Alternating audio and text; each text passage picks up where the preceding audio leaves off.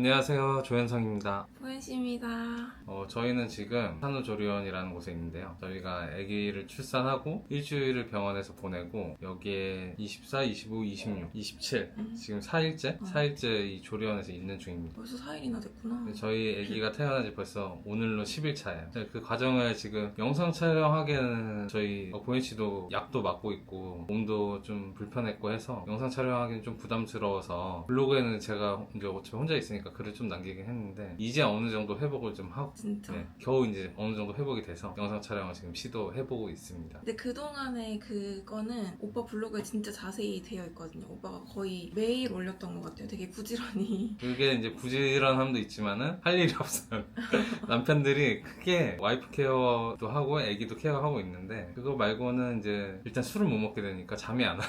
잠이 안 오다 보니까 이제 글을 많이 쓰게 되는 그런 상태가 됐습니다. 근데 오빠는 좀 그래도 바쁜 편이었어요. 왜냐면 저희가 오늘 주제이기도 한데 과연 병원에서 모자 동시에 이거는 GPT한테 물어볼 필요도 없어요. 이거 제가 이 생 얘기는 경험, 꼭 생 해야겠다. 경험. 모자 동실 이거 대화를 해야 된다라고 말을 했습니다. 그래서 주제는 뭔가요? 그래서 출산 직후 모자 동실 반드시 해야 하는가 이 이야기를 꼭 해야 될 것 같아요. 왜냐면 저는 당연한 줄 알았지. 아니 안 하는 줄 알았어. 모자 동실이라는 거 아. 안 하는 줄 알았고 지금 저희가 병원을 어디로 다녔냐면 저희 집은 서울시 성동구 성수동이었는데 병원을 경기도 영통으로 다니고 있었어요. 근데 다녔던 이유는 저희 처제 부부가 여기서 아기를 낳았고 조리원도 여기서 다녔고 아기가 지금 아주 건강하게 크고 있거든요. 그걸 보면서 우리도 똑같은 루트를 밟으면 되겠구나 해서 똑같은 병원에 똑같은 조리원을 지금 이용을 하고 있습니다. 그 원장님이 또 유명하신 분이기도 했고. 그래서 이 병원이나 조리원에 대해서 제가 좀 평소에 이제 정보 검색을 많이 하는 편이긴 한데 크게 검색할 일이 없었어요. 왜냐면 모르는 거 있으면 그냥 처제한테 물어보면 되고 그냥 처제가 했던 대로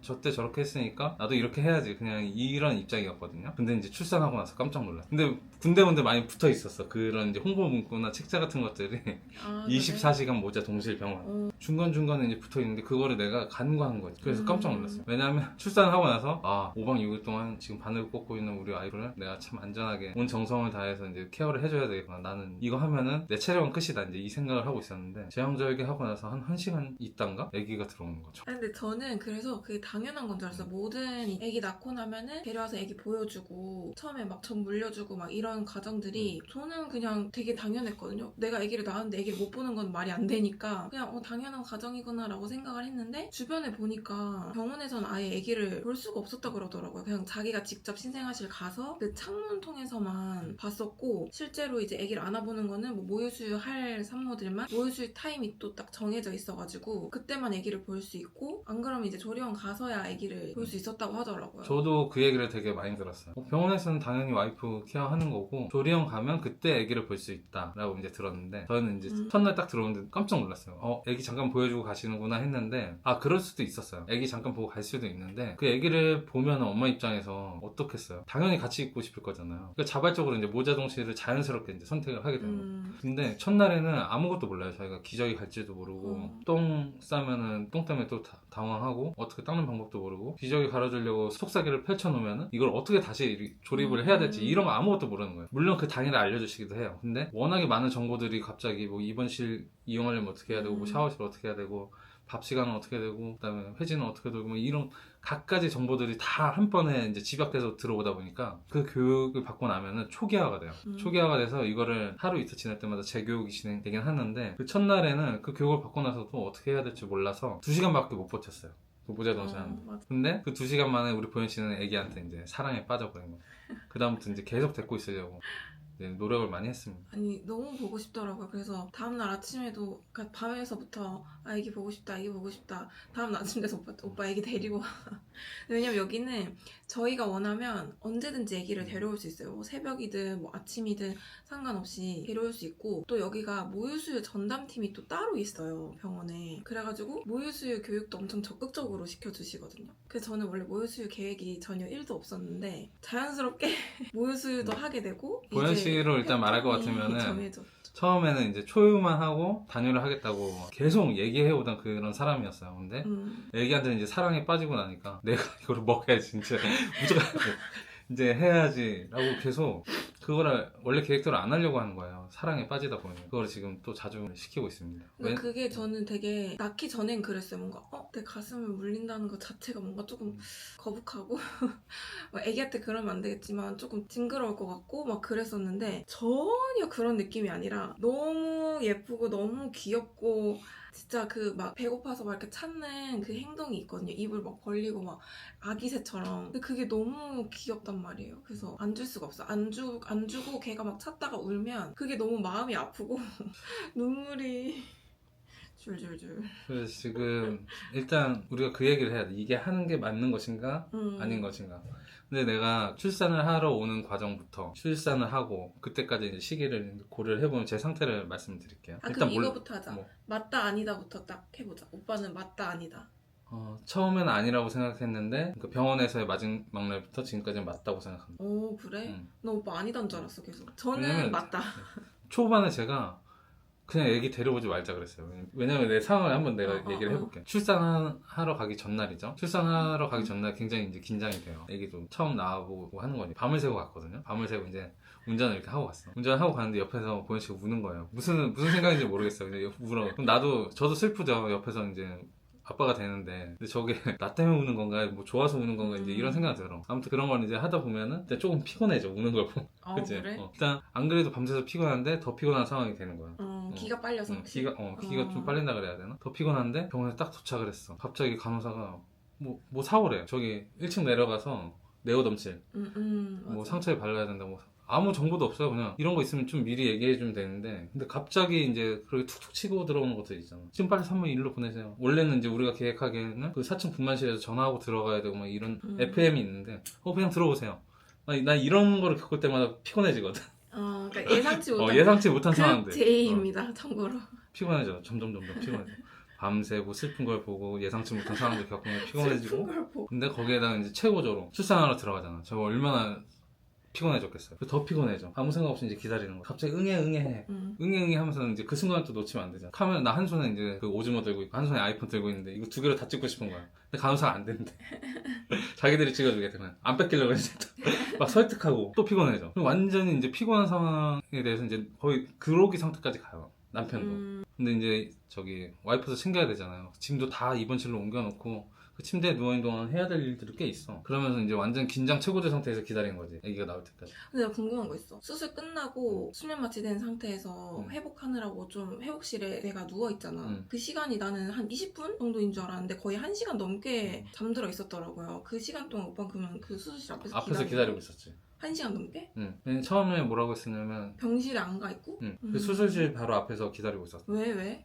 처음에는 수술 끝났습니다. 회복식 들어가실 거예요. 한 30분 있으면 될 거예요. 라고 해서 한 번 오셨었고 그 다음에 한 번 더 나오셔가지고 회복실에서 뭐 자궁 수축? 그거 잘 되는지 한번 지켜봐야 되니까 한 30분 더 걸리실 거예요. 이래서 한 1시간 지났던 것 같고 그 전에 또 뭐가 있었냐면 저희가 제대열 보관했거든요. 그 제대열 지금 이렇게 채취가 됐습니다. 이거 사람들 딜리버리 하러 가지러 올 겁니다. 필요하시면 기념사진 찍으세요. 이게 한 번 있어.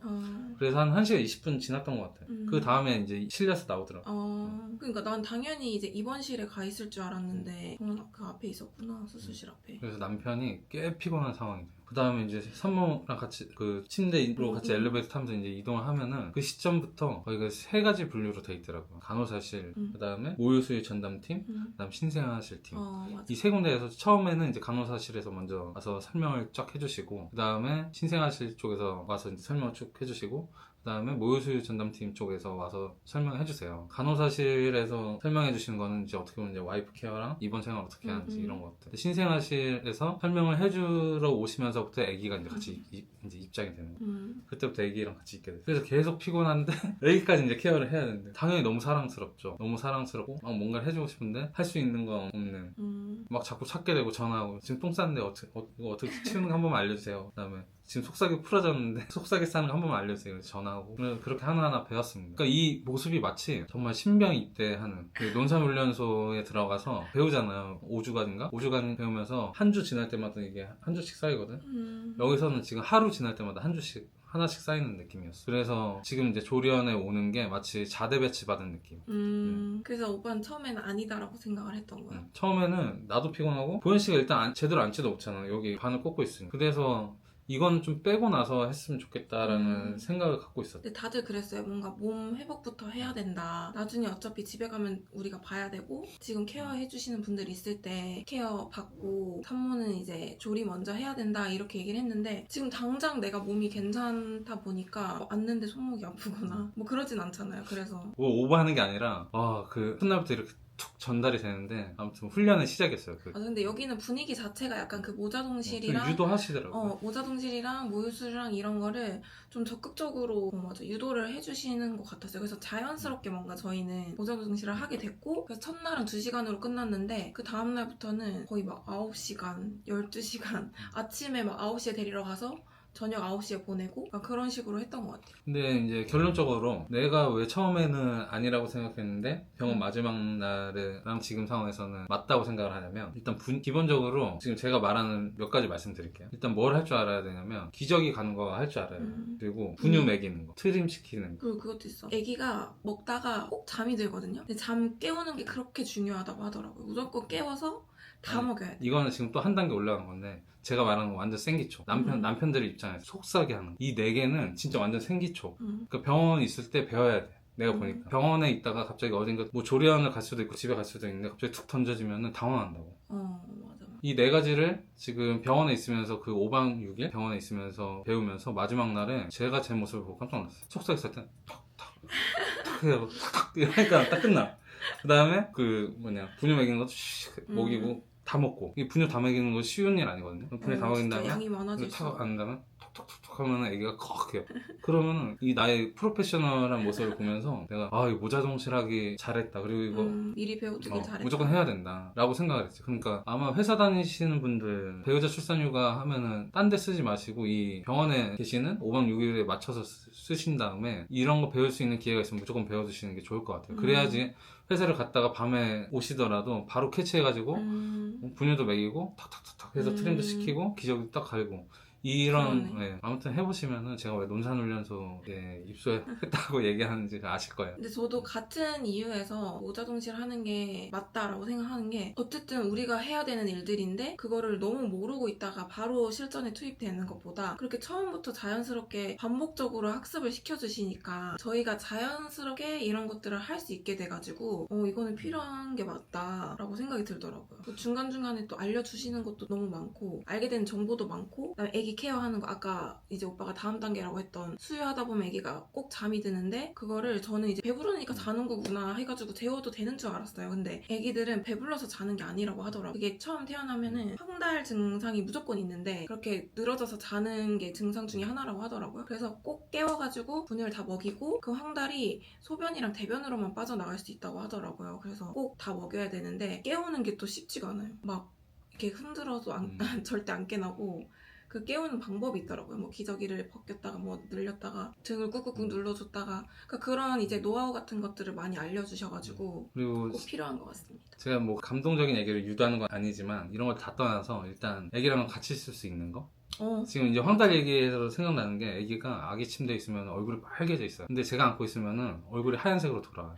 그런 모습 보는 게 너무 행복했고 같이 있으면 일단 사진이랑 영상 촬영 정말 많이 할 수 있거든요. 맞아, 원없이 할 그게 수 제일 있지. 좋은 것 같아요. 맞아, 그 신생아 때 모습을 너무 금방 지나가니까 영상이나 사진 되게 많이 남겨놓으라고 하는데 진짜 맞아, 그렇게 자유롭게 같이 있을 수 있었던 게 제일 좋았던 점인 것 같아요. 다른 데는 뭔가 내 얘긴데 제한을 많이 하잖아요. 시간도 뭐 5분, 10분. 그 친구한테도 들어보니까 시간이 정해져 있었대요. 하루에 아기를 면회할 수 있는 시간이 뭐 5분에서 10분. 그 타임을 놓치면 못하는 거예요. 근데 그게 말이 되냐고. 내 애긴데 같이 있을 수 없다는 게. 그래서 저희는 일단 모자동실이 맞냐 틀리냐에 대해서는 맞다고 생각을 하고요. 나는 너무 좋았다. 이 관련된 글들을 제가 블로그에 좀 남겨놨어요. 그 링크도 이제 설명에 넣어드릴 테니까요. 만약에 이번 영상을 재밌게 보셨다면 구독도 좀 눌러주시고 좋아요도 한번 해주시길 바랍니다. 그러면 오늘 영상은 여기까지 하겠습니다.